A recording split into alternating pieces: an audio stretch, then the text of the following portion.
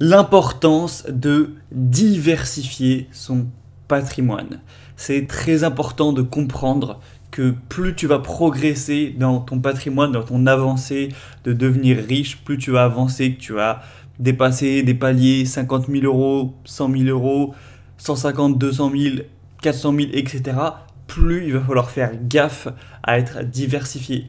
Imagine un mec qui n'a pas respecté cette simple règle, qui était pourtant riche, qui était, imaginons, en Ukraine, à Kiev, et qui avait 15 appartements ou maisons à Kiev, et qui était voilà, le roi du pétrole là-bas. Et bien aujourd'hui, je pense que la valeur de ces appartements ou de ces maisons, elle est proche de zéro, hein, vu ce qui se passe. Donc le mec, il est sûrement passé de millionnaire à il lui reste plus grand chose dans le patrimoine, tu vois.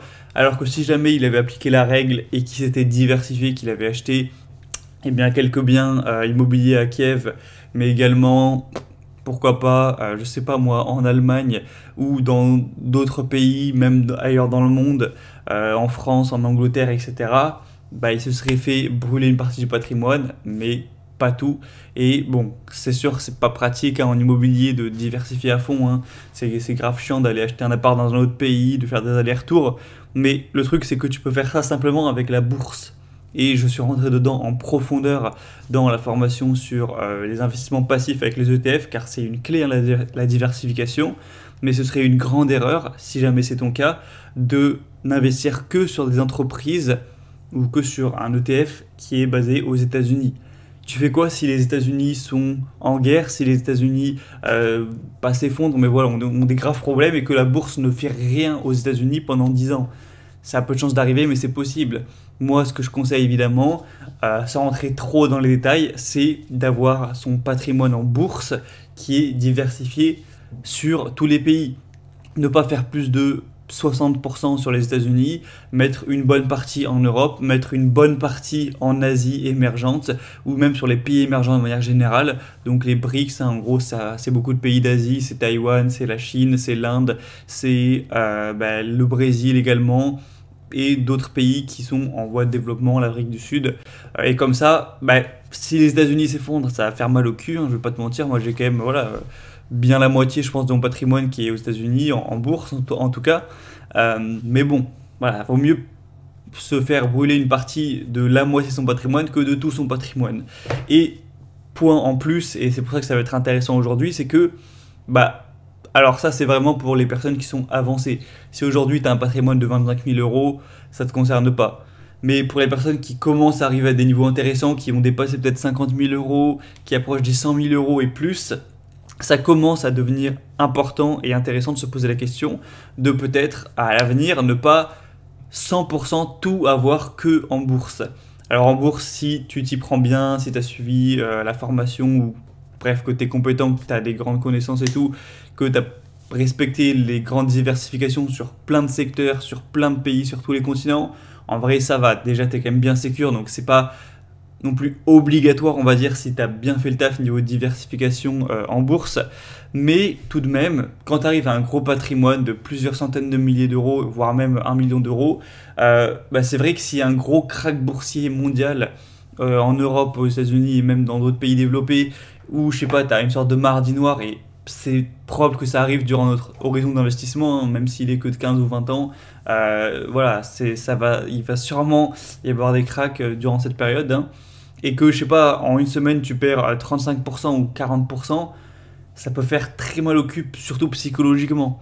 Imagine, tu as un patrimoine de 500 000 balles et paf, il y a moins 40% sur globalement tout ton portefeuille. Tu te retrouves avec plus que 200, je sais pas, 285 000 euros, un truc comme ça, ou 290 000 euros. Euh, ouais, t'as mal au cul, hein, ou ouais, 300 000 euros plutôt. Donc, t'as presque la moitié de ton patrimoine qui disparaît comme ça fait mal.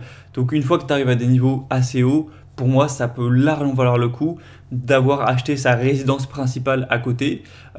Au moins, voilà, t'as plus de loyer à payer, ça te permet d'investir plus, etc., de te sentir chez toi et tous les avantages qu'on a déjà cités. Et à long terme, tu n'auras plus rien à payer, tout ça.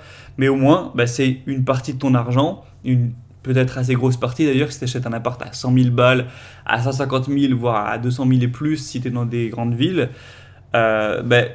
ça te fait une bonne partie de ton patrimoine qui est sur un appartement, donc qui est en France, dans une ville, qui peut baisser bien sûr, mais l'immobilier c'est beaucoup plus lent et beaucoup moins réactif que la bourse, ça va jamais perdre 40% en une semaine, c'est pas possible parce que la liquidité est extrêmement moindre.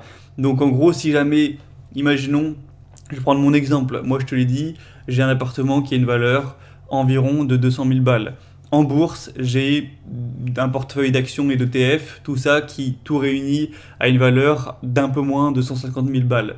Donc pour l'instant, je suis plus ou moins à 50-50, même si du coup il y a un peu plus dans l'appartement.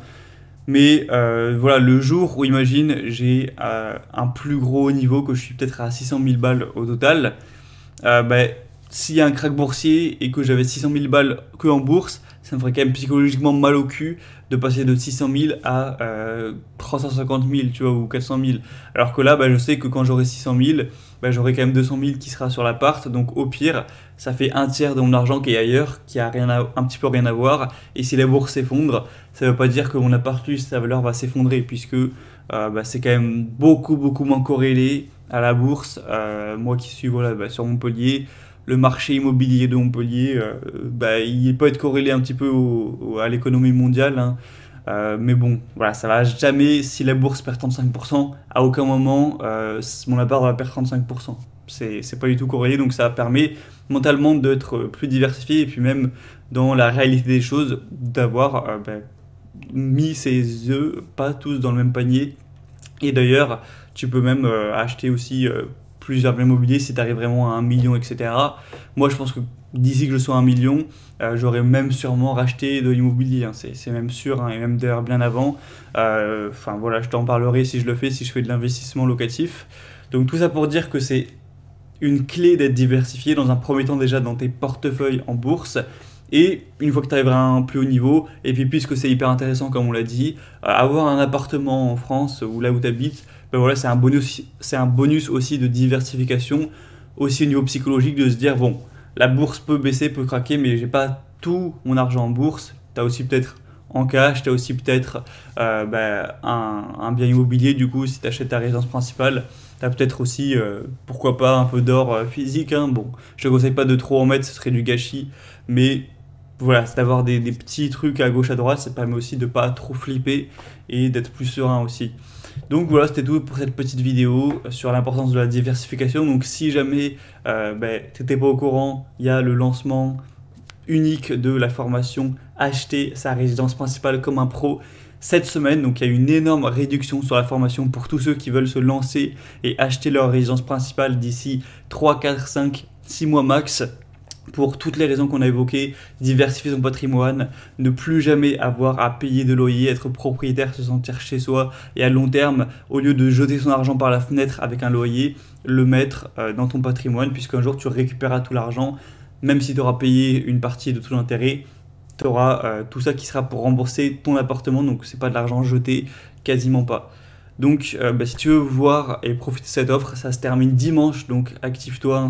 Après ce sera terminé, il n'y aura plus du tout de réduction. Donc pour voir ça, ce sera le premier lien en description de la vidéo. Et moi, je te dis à demain pour la dernière émission de la semaine.